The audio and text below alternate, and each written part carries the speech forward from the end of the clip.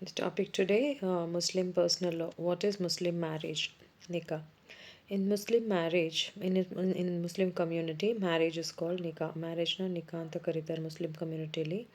ಇದನ್ನು universal institution ಅಂತ ಕರೀತಾರೆ. ಯಾಕೆಂದರೆ ಇಸ್ಲಾಮು ಸ್ಟ್ರಾಂಗ್ಲಿ ಡಿಸ್ಕರೇಜ್ ಮಾಡುತ್ತೆ. ಏನಕ್ಕೆ ಅಂತಂದರೆ ಸೆಲಿಬಸಿನ. Prophet Muhammad emphasize that married life is far preferable than living alone. ಒಬ್ಬರೇ ಬದುಕೋದಕ್ಕಿಂತ ಮ್ಯಾರಿಡ್ ಲೈಫ್ ಬೆಟರ್ ಅಂತ ಪ್ರಾಫಿಟ್ ಮೊಹಮ್ಮದ್ ಹೇಳಿದ್ರು. Both major branches of Islam, Sunnis and Shiites, regard marriage as practically obligatory. So ಎರಡು major branches of Islam ಯಾವುದು, Sunnis and ಶಿಯಾಸ್ ಯಾರಿದ್ದಾರೆ ಅವ್ರು ಏನಂತಂದ್ರು ಅಂದರೆ ಮ್ಯಾರೇಜ್ನ practically ಆಬ್ಲಿಗೇಟ್ರಿ ಅಂತ ಹೇಳಿದ್ರು. ಅಬ್ಜೆಕ್ಟಿವ್ಸ್ ಆಫ್ ಮುಸ್ಲಿಂ ಮ್ಯಾರೇಜ್ ಏನು ಅಂತಂದರೆ, first protection of society.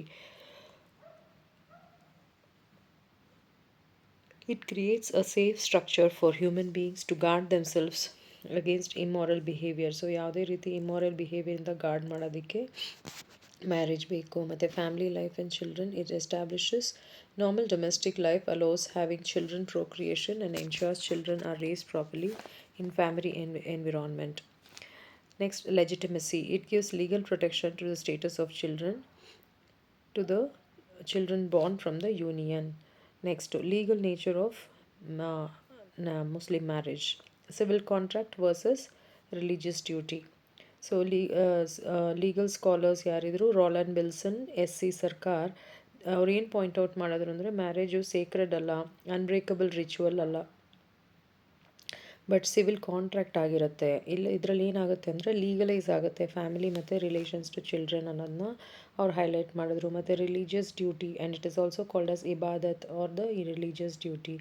So at the same time the scholar Jung notes ನಿಕಾ is an act of religious devotion. ನಿಕಾ ಅನ್ನೋದು act of religious devotion. Doing it brings spiritual rewards in the after life. So ಇದನ್ನು ಮಾಡೋದ್ರಿಂದ after ಲೈಫಲ್ಲಿ spiritual rewards ಸಿಗುತ್ತೆ. While avoiding it, ಆದರೆ ಅದನ್ನು avoid ಮಾಡದೆ, ಒಳ್ಳೆ ರೀಸನ್ ಇಲ್ಲದೆ ಅವಾಯ್ಡ್ ಮಾಡಬಾರ್ದು, ಅದು ರಾಂಗ್ಫುಲ್ ಆಗುತ್ತೆ ಅನ್ನೋದನ್ನ ಹೇಳಿದ್ರು. ಓಕೆ, ಆ್ಯಂಡ್ 5 ಎಸೆನ್ಷಿಯಲ್ ಕಂಡೀಷನ್ಸ್ ಇರುತ್ತೆ ವ್ಯಾಲಿಡ್ ಮ್ಯಾರೇಜ್ಗೆ. ಅದನ್ನು ಸಹಿ ನಿಕಾ ಅಂತ ಹೇಳ್ತಾರೆ. ಫಸ್ಟ್ ಏನು ಅಂತಂದರೆ ಇಜಾಬ್ ಮತ್ತು ಕುಬೂಲ್, ಅದನ್ನು ಪ್ರಪೋಸಲ್ ಮತ್ತು ಎಕ್ಸೆಪ್ಟೆನ್ಸ್ ಅಂತ ಹೇಳ್ತಾರೆ. ಅಂದರೆ ಒಂದು ಪಾರ್ಟಿ ಏನು ಮಾಡ್ತಾರೆ ಅಂತಂದರೆ ಮ್ಯಾರೇಜ್ನ ಆಫರ್ ಮಾಡ್ತಾರೆ, ಅದನ್ನು ಇಜಾಬ್ ಅಂತ ಕರೀತಾರೆ. ವೈಲ್ ದ ಅದರ್ ಪಾರ್ಟಿ ಏನು ಮಾಡ್ತಾರೆ, ಅದನ್ನು ಅಕ್ಸೆಪ್ಟ್ ಮಾಡ್ತಾರೆ, ಅದನ್ನು ಕುಬೂಲ್ ಅಂತ ಹೇಳ್ತಾರೆ. ಇದೆರಡು ಒಂದೇ ಮೀಟಿಂಗಲ್ಲಿ ಆಗಬೇಕು, ಮತ್ತು ಕೆಲವೊಂದು ವಿಟ್ನೆಸ್ ಎದುರುಗಡೆ ಆಗಬೇಕು, ಮತ್ತು ರಿಲಿಜಿಯಸ್ ಆಗಿ ಮೌಲ್ವಿ ಆರ್ ಕಾಜಿ ಪ್ರೆಸೆಂಟ್ ಇರಬೇಕಲ್ಲಿ.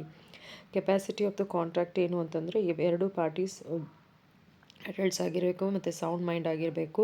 ಮೈನರ್ ಪರ್ಸನ್ಸ್ ಇರಬಾರ್ದು, ಮತ್ತು ಹೆಲ್ದಿ ಕಂಡೀಷನ್ಸಲ್ಲಿರಬೇಕು. ಅವರು ಓನಾಗಿ ಕಾಂಟ್ರಾಕ್ಟ್ ಎಂಟರ್ ಆಗಬೇಕು ಥ್ರೂ ಗಾರ್ಡಿಯನ್ಸ್. ಇದಕ್ಕೆ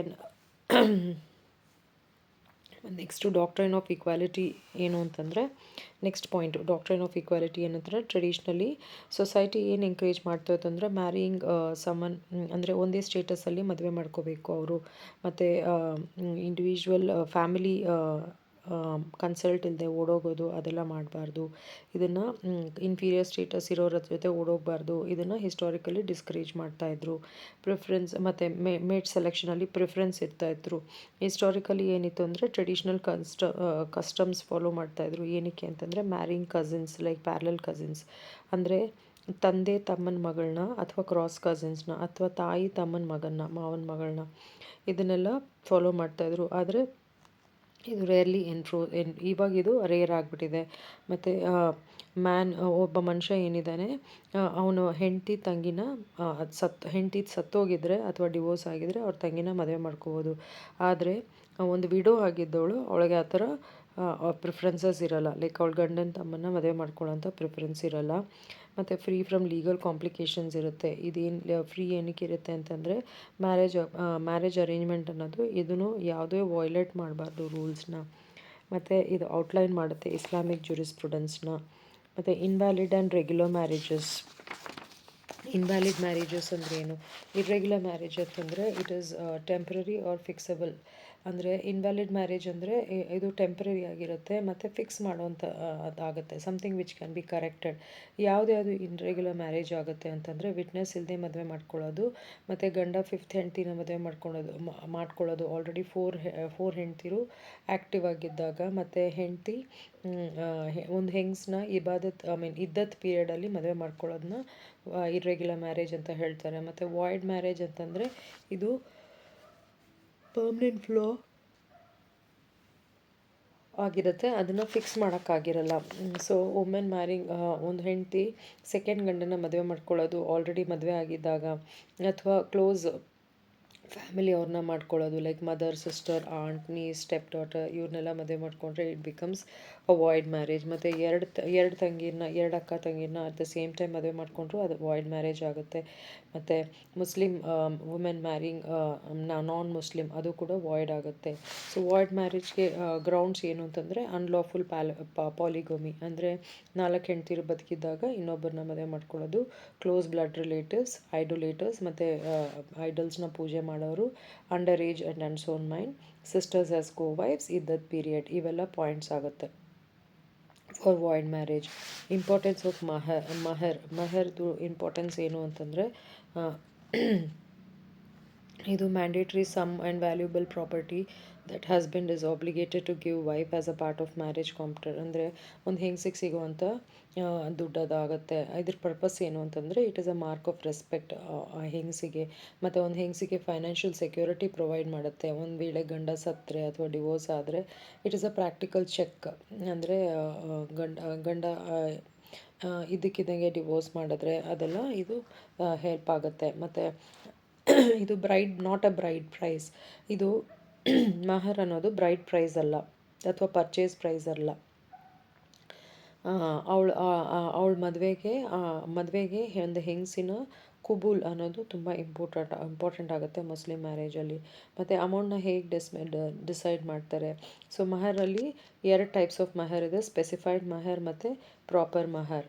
ಸೊ ಇದು ರಿಜಿಡ್ ಅಮೌಂಟ್ ಏನೂ ಇಲ್ಲ, ಒಂದು ಎಕ್ಸಾಕ್ಟ್ ಅಮೌಂಟ್ನ 2 ಪಾರ್ಟಿಗಳು ಅಗ್ರಿ ಮಾಡ್ಕೋತಾರೆ, that is called a specific Mahar. ಮತ್ತು ಪ್ರಾಪರ್ ಮಹರ್ ಏನು ಅಂತಂದರೆ ಮುಂಚೆನೇ ಅಮೌಂಟ್ ಫಿಕ್ಸ್ ಆಗಿಲ್ಲ ಅಂದರೆ ಒಂದು ರೀಸನಬಲ್ ಅಮೌಂಟ್ನ ಡಿಸೈಡ್ ಮಾಡ್ತಾರೆ ಬೇಸ್ಡ್ ಆನ್ ಗಂಡನ ಪೊಸಿಷನ್ ಏನಿದೆ, ಫ್ಯಾಮಿಲಿ ನಾರ್ಮ್ಸ್ ಏನಿದೆ ಅದರ ಪ್ರಕಾರ.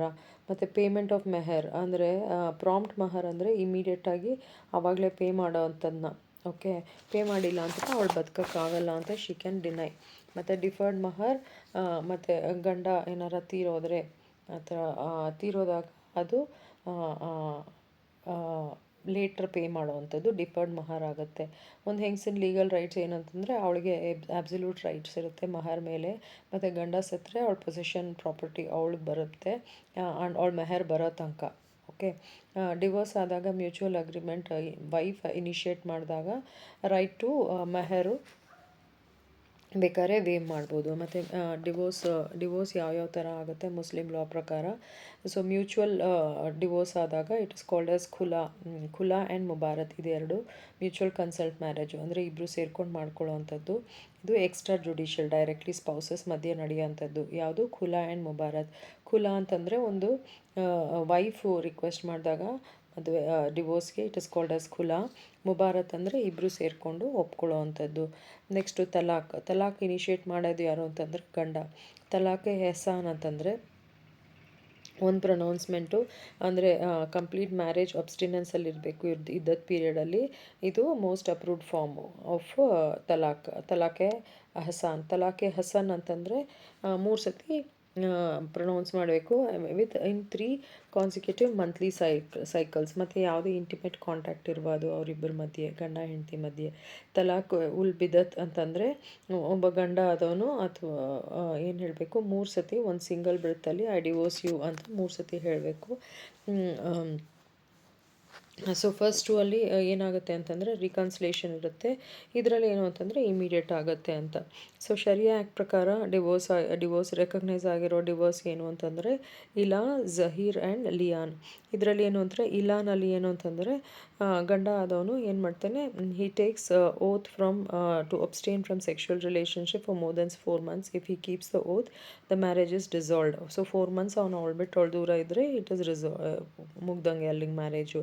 ಜಿಹರ್ ಅಂತಂದರೆ ಗಂಡ ಆದವನು ಹೆಂಡ್ತಿನ ತನ್ನ ಕ್ಲೋಸ್ ಫಿಮೇಲ್ ರಿಲೇಟಿವ್ಗೆ ಕಂಪೇರ್ ಮಾಡ್ತಾನೆ ವಿತ್ ಪ್ರೊಹಿಬಿಟ್ ಡಿಗ್ರೀಸ್, ಲೈಕ್ ನನ್ನ ತಾಯಿ ಥರ ಅಂತ ಹೇಳ್ತಾನೆ. ಇದರಿಂದ ಹೆಂಡತಿ ಆದವಳು she can seek for judicial separation. Next ಲಿಯಾನ್, ಗಂಡ ಆದವನು ಅಕ್ಯೂಸ್ ಮಾಡ್ತಾನೆ ಹೆಂಡತಿಗೆ ಅಡಲ್ಟ್ರಿಗೆ. ಸೊ ಹೆಂಡತಿ she can go to the court and compel him to retract the accusation or confirm the oath. Next judicial divorce under the dissolution of Muslim act. Dissolution ಯಾವಾಗ ಮಾಡ್ತಾರೆ ಮದುವೆನ according to Muslim marriage act of 1939. ಏನು ಅಂತಂದರೆ ಇದ್ರ ಪ್ರಕಾರ ಏನಂತಂದರೆ ಗಂಡನ ಬೇರೆ ಬೋರ್ಡ್ಸ್ ಗೊತ್ತಿಲ್ಲ 4 yearsಗೆ, ಮತ್ತು ಗಂಡ ಆದವನು ಮೇಂಟೆನೆನ್ಸ್ ಪ್ರೊವೈಡ್ ಮಾಡೋಕ್ಕೆ ಸ್ಟಾಪ್ ಮಾಡಿದಾಗ, ಮತ್ತು ಗಂಡ ಇಂಪ್ರಿಸನ್ಮೆಂಟ್ಗೆ ಸೆಂಟೆನ್ಸ್ ಆದಾಗ, ಮತ್ತು ಗಂಡ ಇಂಪಾರ್ಟೆಂಟ್ ಆದಾಗ at the time of marriage, ಮತ್ತು ಗಂಡ if he pays to perform the marriage obligation for 3 years, ಅಲ್ಲಿಗೆ ಜುಡಿಷಿಯಲ್ ಡಿವೋರ್ಸ್ ನಡೆಯುತ್ತೆ.